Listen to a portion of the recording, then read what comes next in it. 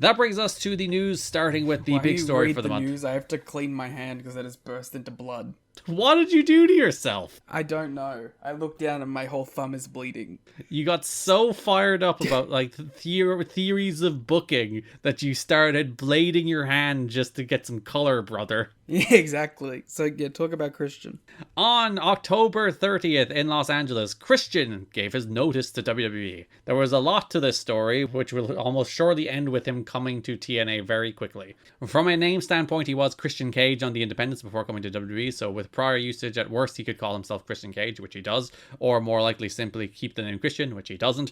The precedent here would be Honky Tonk Man, who was Honky Tonk Wayne in Stampede. Nope, Christian Cage, Dave. And allowed to continue to use the name Honky Tonk Man anywhere he wanted because he came into the relationship with the basics of the name and the character. It was no secret that Christian was unhappy with his slot and lack of upward mobility, even though he had been getting some incredible crowd responses a few months back when he was cutting promos on the poser John Cena. However, he did nothing but jobs, and the move to SmackDown didn't change that. He had been losing momentum without a good program and with constant TV losses. There was feelings expressed that the wrestlers are told to get over with the audience to justify a push, but in reality, the company decides and slots everyone ahead of time, which goes back to the booking conversation we had a second ago about this guy got over organically and then he's being punished for it because he wasn't the chosen guy to get over at the moment. Classic pro wrestling booking, it's stupid. If someone like Christian gets consistent crowd reactions far greater than their allotted spot, it doesn't matter. So Christian's contract has expired. He's friends with Scott D'Amore of TNA, dating back to their days as Canadian independent wrestlers.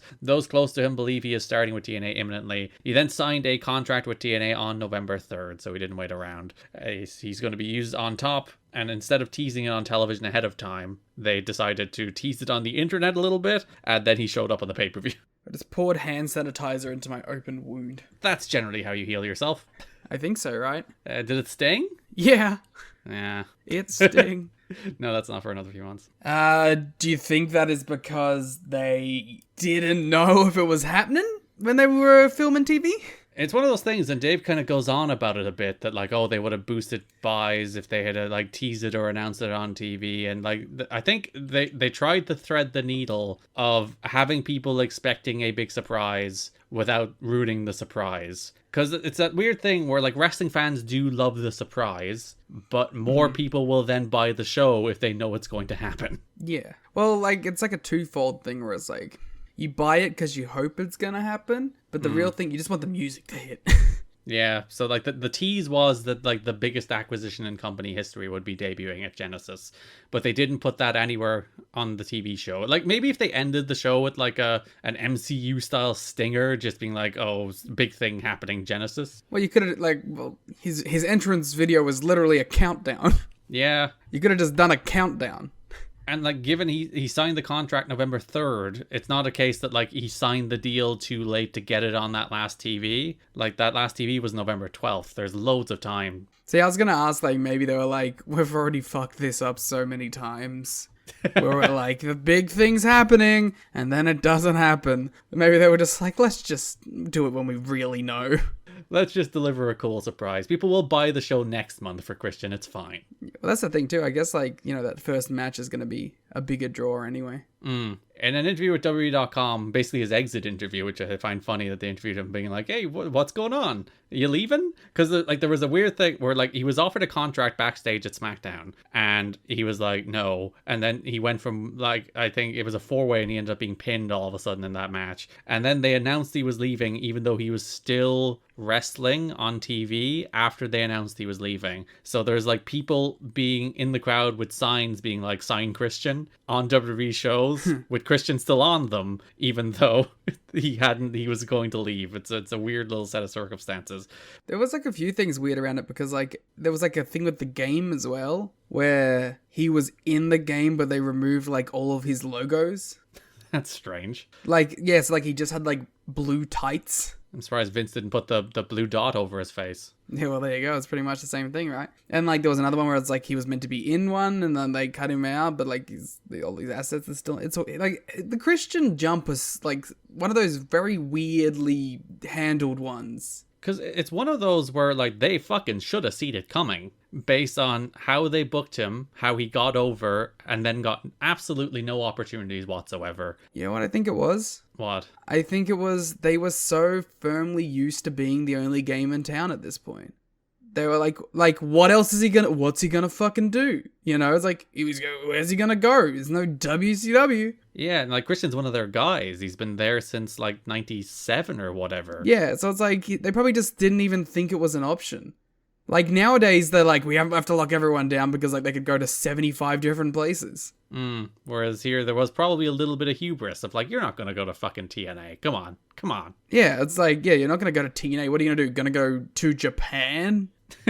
And like it's actually funny to look back on that era of like 2005 Christian working with John Cena, and I think the beginning of the crowd like rejecting Cena is actually part of like the Christian story, where like while he was feuding with Cena that summer, the crowd generally kind of sided with Christian, and Christian was like the underpushed guy that people really wanted to see succeed. And then that resentment kind of over time transferred onto Cena as like he's the hand-picked company guy who's actually holding like our championed guy Christian down. So I think the Christian plays a weirdly important role in like the narrative of John Cena's career going forward from here. I've definitely seen all this and know exactly what you're talking about. But yes, in that WWE.com interview, he said, it's a lot of personal reasons as to why I made the decision to leave WWE, and actually too many to get into, but I will say this. I gave everything I had to the WWE for 8 years. I gave everything to the fans. I feel they gave me everything they had. But you know, never say never in this business. Hopefully they won't forget about Christian, and we'll see what happens in the future. He's jumping to TNA. Yeah. He's an amazing get. He is like the perfect get, because he's 31 here, bang in the middle of his prime. He is one of those guys who has a strong reputation that WWE has dropped the ball on. So he's not the case of like he was fired. That's another one. He wasn't fired. He did jump. He made sure to state that abundantly clear that this was a choice. That he did in fact jump to TNA. So like this narrative, this this underappreciated guy who's a great promo, who's a good worker, who is right in the middle of his prime and has a reputation for the ball being dropped with him in the other company, is like the perfect package to jump to TNA right now. It's exactly what you would have, well, like you probably would have wanted Shawn Michaels or Kurt Angle now, but you're not getting those now. Whereas Christian like perfectly fits, I think, the narrative of TNA at the moment, and the kind of guy you'd want to be like, this is why you want to come here, because you'll get the chances you won't get there. That's the selling point of TNA for a lot of these people. Like, you know, you want to watch these guys, but you don't want to watch them there. You'll have them here. And they'll ideally be better here. It's the AEW ethos too. It's like they're not actually different. They'll just be better. Yeah, they'll just be allowed to be better. So then he did debut on Genesis. He came out as the big surprise about an hour into the show. Because they had a few backstage interviews. We'll talk about them when we're talking about the stories themselves. Where like Franchise was with Jarrett. He was with Trial K. He was with Monty afterwards. He was with Abyss and Mitchell. And he mentioned like, oh, the acquisition. And then Christian comes out to his fake Evanescence theme, which is his theme to this day, which is his theme that I heard at All In Wembley in front of 80,000 people. With the Big Ben countdown. Yeah, I did throw up my double C's for Christian Cage. I love the double C. The Captain Charisma. He should bring it back. He did it while he was in like the Impact run, while he was world champion. He's like, he'll throw up the double C's because that's where he did it. He's a fucking worker. He is. Last of the true workers. So he comes out with his cool Captain Charisma jacket, gets a great reaction. Crowder super duper. And his Christian. jeans. Yeah, his jeans and his white t-shirt. Well, white shirt. It's not a t-shirt. Motherfucker just wearing jeans and a wrestling jacket. It's a chaotic fit. This is 2005. There are no rules. They cut to backstage reactions from Jarrett and Monty on monitors. Christian said he didn't come here to see the same guy say the same thing week after week. And then you can hear Jarrett in the background say, for months and months. Like, sir, you are not allowed to say that. Of all the people in this company, you cannot co-sign that comment, sir. No, when you're constantly being compared to each other. He didn't come here to see a grown man dressed as a doctor pulling things out of another man's ass, to which Tenay enthusiastically punctuates with an amen. Like, he's such a hype man for Christian. Oh, even better is the next one, when he's like, and you can be damn sure he didn't come because he got fired. He jumped! Puts in with the world's most enthusiastic he jumped. It's so good. I love him so much. He said he was offered good money to stay because there was a rumor he was lowballed. Again, he's getting out in front of all this shit. Hell yeah, bang bang.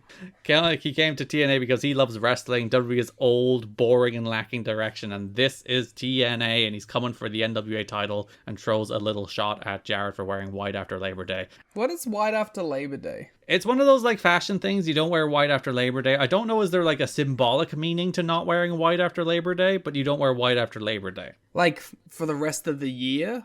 Also, Christian's wearing white right now in this promo, which is after Labor Day. I don't get it.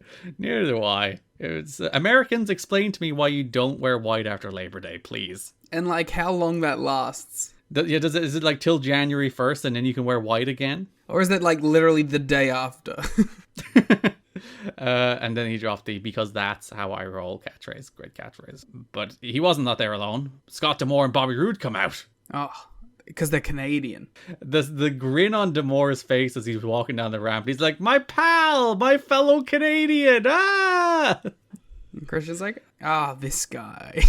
So D'Amore comes out and he gives the pitch. You should join Team Canada. You should join Planet Jarrett. You, of all people, know the importance of having the right backup, being in with the right crew. We go way back. Think of all the named a number of incidents on the Indies where him and Adam came up together. And Christian was pondering. He was about to ask a question. And Rude jumped in and was like, "You fucking better join Team Canada, pal." And D'Amore's like, what the fuck? Rude demands an answer right now. D'Amore is not pleased. He's like, "Oh, Bobby, back off." And he gives Christian the rest of the night. We'll talk about the rest of that when we get to the actual programs themselves. But yeah, good promo, great reaction. It's a little silly that he's like getting out in front of the narratives. It's like, I wasn't fired. They didn't lowball me. I jumped, baby. But listen, you're at war, so that's the kind of stuff you do. Yeah, and it's like not as annoying as it will become for like the WWE guy to come in and be like, WWE bad? Crowd goes crazy. I being held down. Crowd goes nuts. Or you can go the Damien Sandow route, where they chant, "You're a genius," and he says, "Shut up, that's a character from somewhere else and I don't like it." The Jericho one, the bad creative. Yeah, except Damien Sandow maybe was only that character and should have stuck to it. Yeah. But yeah, that's Christian. It's nice to have him around. Christian's cool. He sure is. People without fathers beware in the TNA locker room. You're going to have to Google and find out who doesn't have a dad. He has a spreadsheet, I'm sure. That's the first thing. He's like walking around the locker room being like, "Oh, hey, yeah, hey, AJ, nice to meet you. How's your father?" It's like, "Oh, well, actually." It's like, yes. And he's like, very interesting. And a comically large tick next to his name on